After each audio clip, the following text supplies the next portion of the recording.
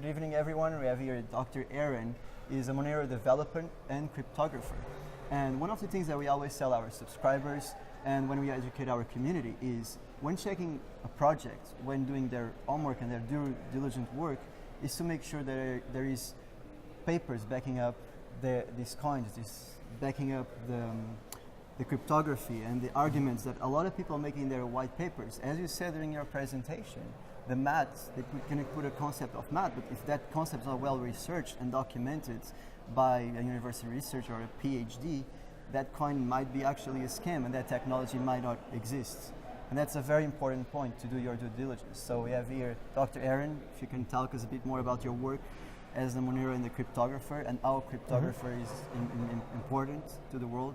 Yeah, so I mean, all of what we call cryptocurrencies and distributed digital assets they are implementations of cryptographic primitives which have mathematical constructions and such. These are the same kind of cryptographic primitives that keep you safe on the internet all the time.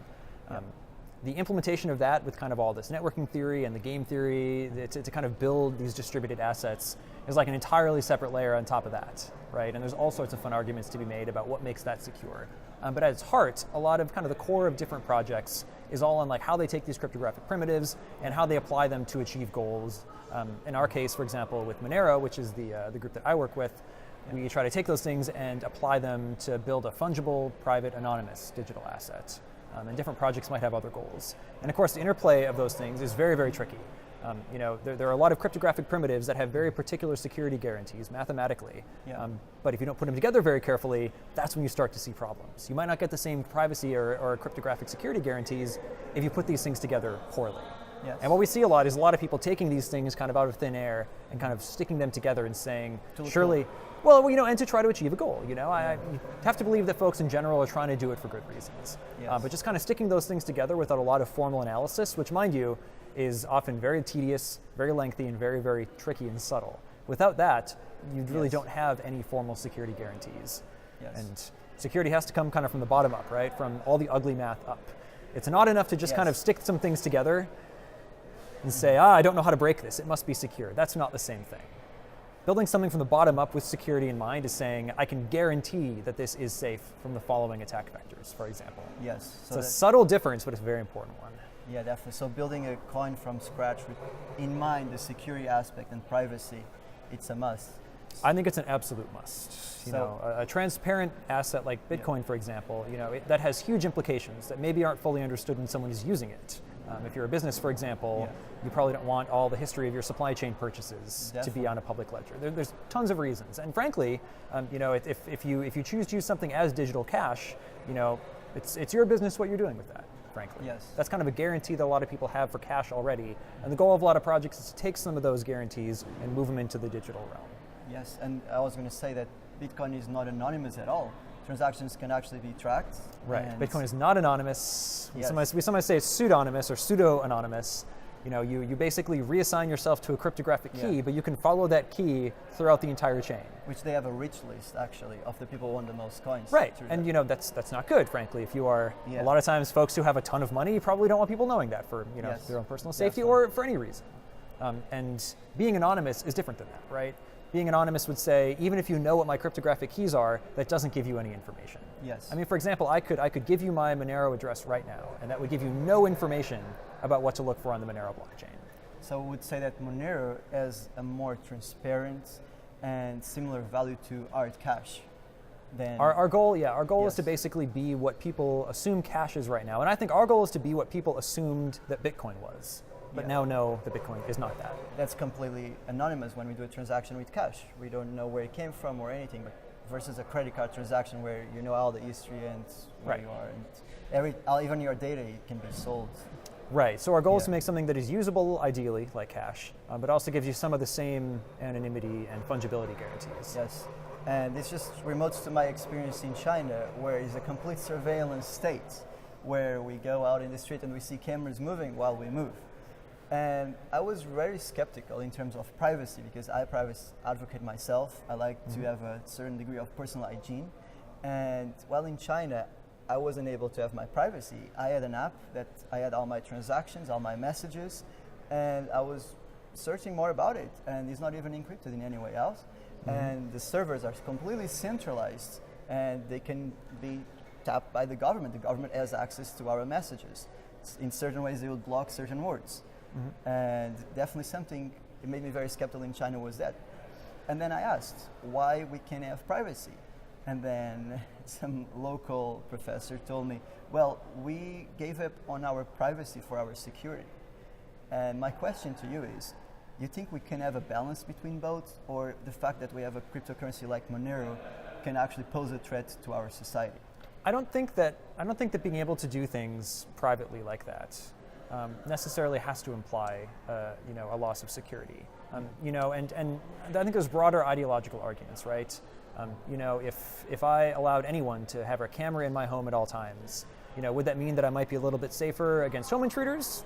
I don't know, possibly, maybe, potentially, I don't know. But that would mean that I'd be sacrificing a lot. Everything we do all the time, involves risk and it involves benefits. And I think that privacy and, in general, the right to live your life as you see fit, subject to your interactions with other people, to a degree, right? Yeah. I think that a lot of that is a fundamental human right.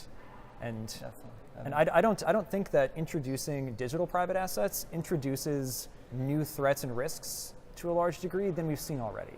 And I like to say, as far as any of us knows, the asset that is used to conduct most illegal activities, as far as we know, is Cash.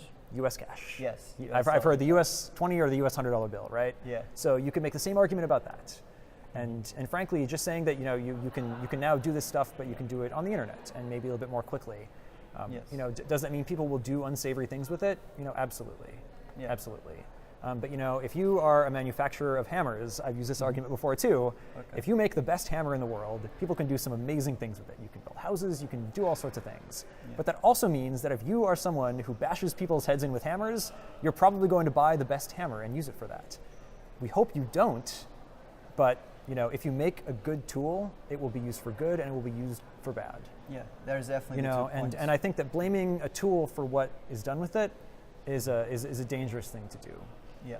So we choose to make these tools because we believe that there are many good things that can be done with it. The things that you'd want to do poorly with it are probably already illegal. That doesn't change. Yes.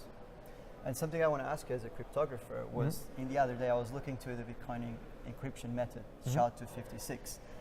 Well, it's a hash function, so Yes. it's used for a lot of different things. It's a cryptographic primitive. Yeah. It's also used for their proof of work algorithm, which is distinct from some of the other ways it's used too. And can you explain this? Does Monero use the same proof of work algorithm as We Bitcoin? don't. So we don't use the same proof of work algorithm. We essentially use something that is also a hash. It's a different hash algorithm, and the goal of that hash algorithm is to be one that is difficult to implement efficiently in custom silicon, like ASICs. And there's all sorts of different, ideological opinions Yes. on, for whom should it be easy or hard to mine your asset. Yes, So Bitcoin, we know, tends to be very centralized because SHA-256 mining is very efficient to be done in ASICs, so it's very easy for that to kind of be centralized off. The Monero community's ideology has always been that it should be open to everyone to do and that we get the best security when we have strong mining that is decentralized. So our goal is to make it so that anyone can use GPU and CPU mining fairly efficiently, which as far as we know is the case. And that's the direction the community wanted to take, so we developed off in that direction. Yes. And I should say, hash functions are also used for a lot of other things in cryptography In our society. that are not related to the proof of work directly. Yeah. And it is important that they be secure too. And we actually use other ones that are not that custom proof of work hash to do other things that are different in the math. I was going to ask you another question is related with quantum computer. We have had this question a lot in our community is, does quantum computing pose a threat in the future for the encryption methods? Can we get a private key with a quantum computer? So here's the question. Here's the thing, right? Practically useful quantum computing, as far as we know, is quite a long ways off, which is kind of point one, right? Point two is the nihilist argument, which is the same cryptographic primitives that keep your digital assets safe are the ones that keep you safe all the time. I mean, that phone you're on right now is using those exact same primitives as it's communicating with networks all the time. Yeah. And the things that would be broken, were we to have practically available quantum computing and the algorithms to back it up? Yeah. I like to tell people you're boned in so many different ways that the digital assets are perhaps one of your least worries. We do know that some algorithms are quantum resistant. We know that some algorithms are, for sure, quantum vulnerable, you might say. And keep in mind that, it's saying that something is quantum vulnerable, in my mind, says that we know, given certain types of quantum computers that operate in certain ways, we have algorithms that would break those primitives. And we have a whole other class of cryptographic primitives where we don't know.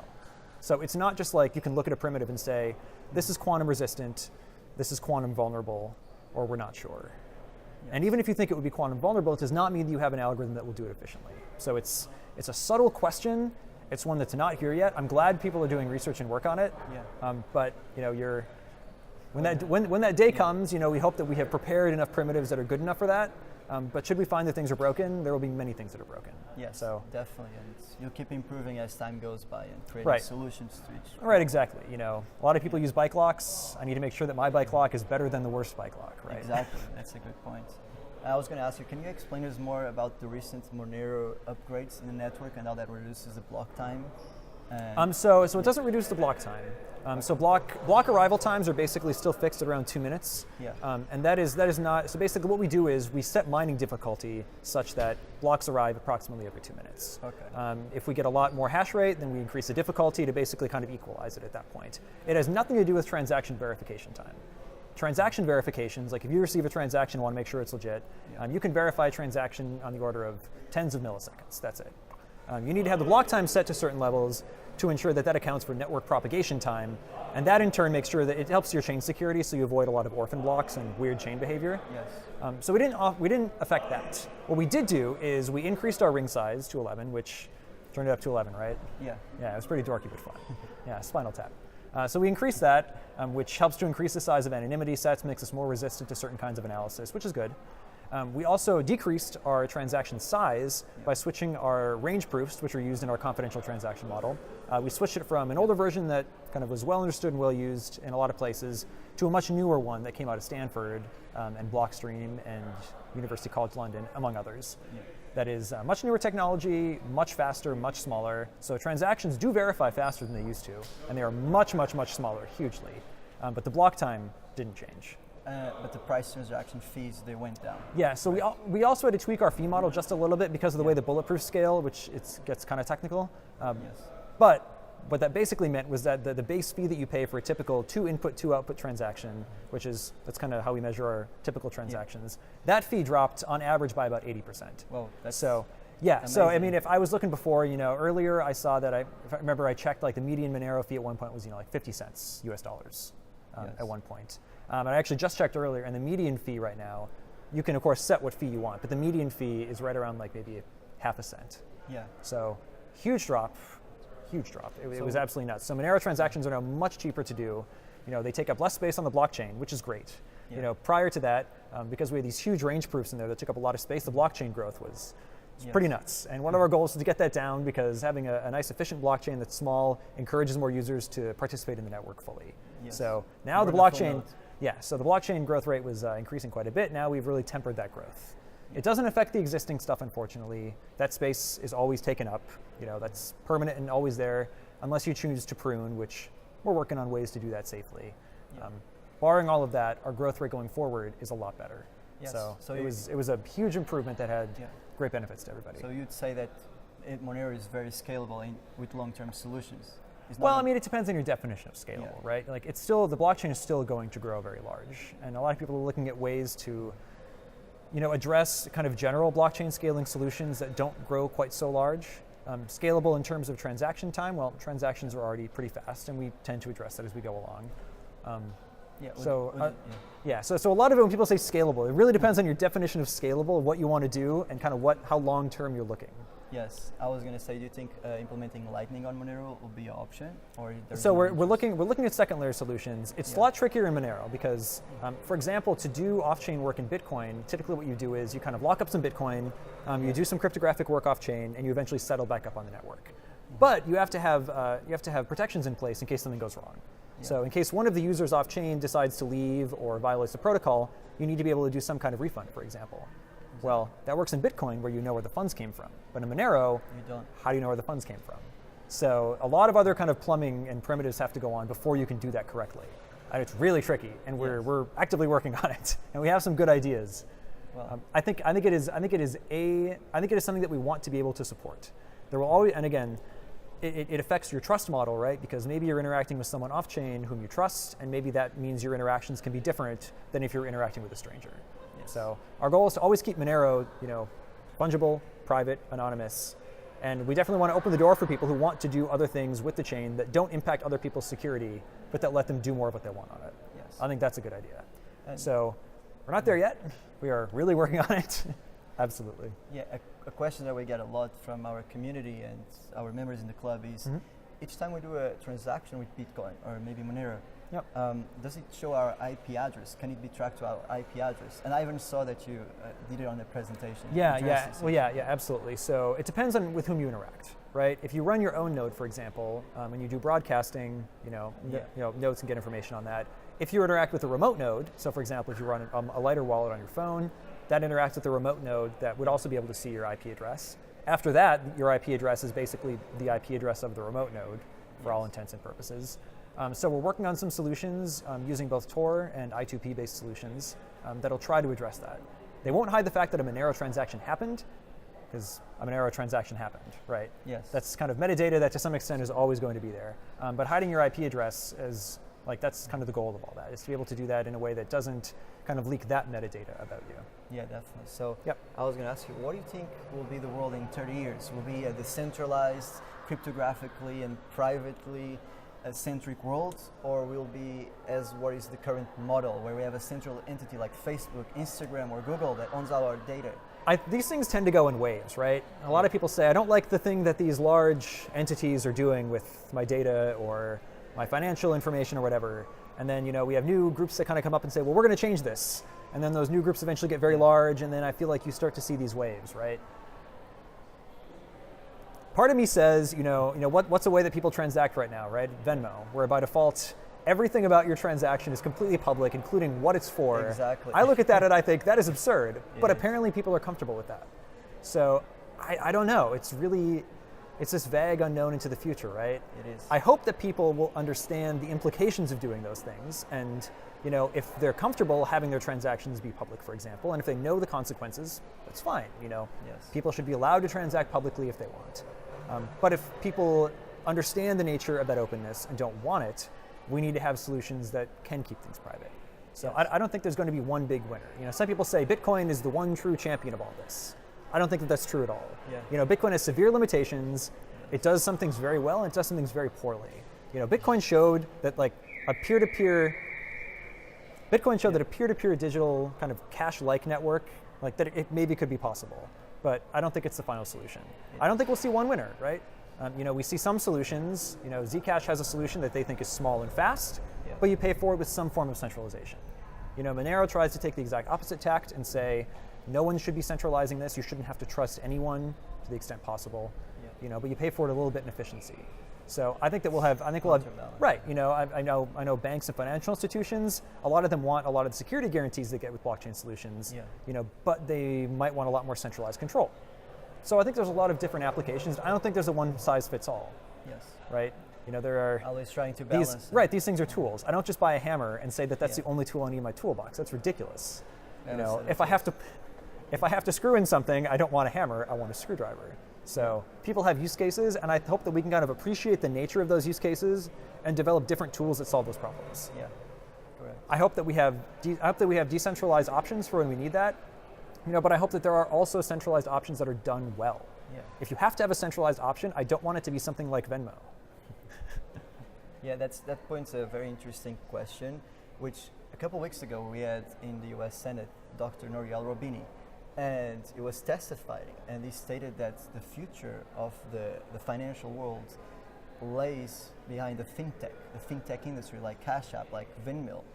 And with the crypto world, we have a completely different approach.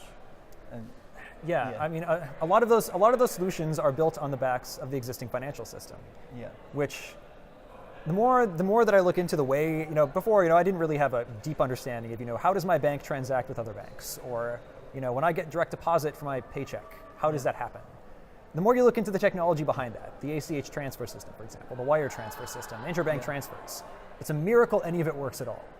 It's absolutely a miracle. International wire transfer takes 15 days. From Right, here to exactly. China. Well, a lot of people ask, like, why do you need something like a blockchain solution? And I ask, why did your direct deposit take 3 days? Exactly.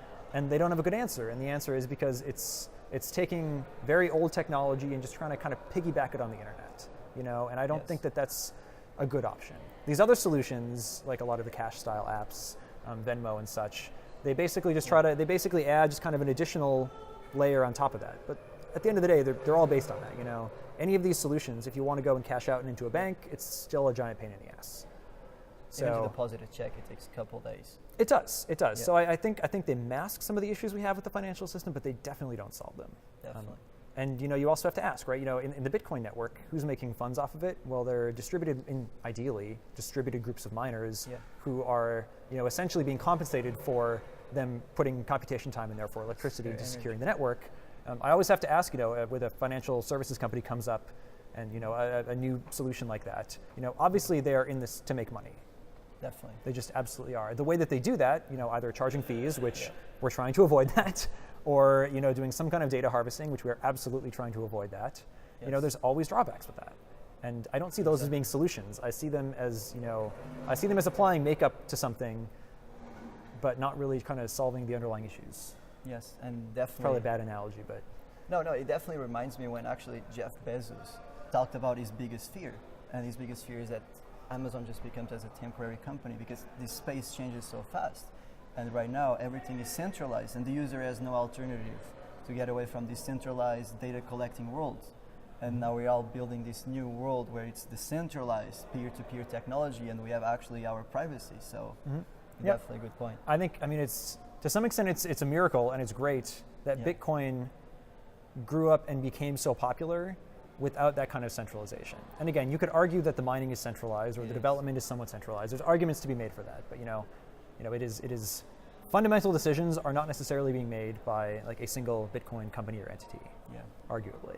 A lot of points are made about Bitcoin being centralized in China. Do you think that the fact that even if it's centralized in China, all the proof of work algorithms are being done there, you think that poses a threat? Because the full nodes are outside of China. That's what it verifies all pleasure. So it depends. So it depends on what's happening with the mining structure, right? Yeah. You can't forge a transaction. You can have all the mining power in the world. You cannot forge a transaction. Like that doesn't work. Transactions are independently the inherent cryptography of a transaction verifies that it is a legitimate one. Yeah. What they do is if you do control a lot of mining, you can censor transactions. You can institute some kind of double spends there. It's a 51% attack. Right. There's all sorts of different interesting, weird things you can do. So the goal is strong mining. So ideally you want higher hash rate, but you want it to be decentralized. Yeah. You can have the highest hash rate in the world, and if it's all controlled by one entity, you've gained nothing. Or even by a government like Venezuela, crypto dollar, crypto and of course you don't want a hash rate to be too low because at that point an entity could come in and just kind of take all of it. So you want a high hash rate that's distributed. Yeah. That's the goal. Find that middle. Right, and that's why a lot of projects are talking about their stance on ASICs. Yes. Are you anti-ASIC? Which is kind of saying that is basically saying we are in favor of trying to decentralize the mining as much as possible to prevent that. Right. I don't want to have to rely on an ASIC manufacturer, acting in good faith. The whole point of this is you shouldn't have to trust anyone. You think we can, with a normal computer, can we mine Monero, or it's at a very high hash rate? Right you can. Most people do it in pools. Okay. Yep. Mine a pool, yeah. Well, yeah. I mean, that just adjusts for variance, right? Yes. If you mine solo, you get nothing, nothing, nothing. Maybe someday you get one and then nothing, nothing, nothing. Where if you mine a pool, your variance is kind of smoothed out a bit. Yeah. So whether it's profitable or not, a lot of that depends on electricity costs and all sorts of things. But our goal is to make it so that, in general, you can mine.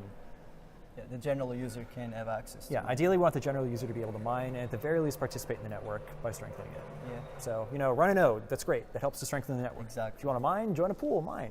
Yeah. Some people are choosing to mine and then you donate some of the funds on that. So some folks are even using it as a form of community support, which I think is really neat. Because there is no Monero company. There is. And anyone who wants a lot of people ask me, I'm like, there's no Monero company, there's no Monero Foundation, there's no Monero ICO. It is a community run project paid for by the community. I am paid to do work by the community.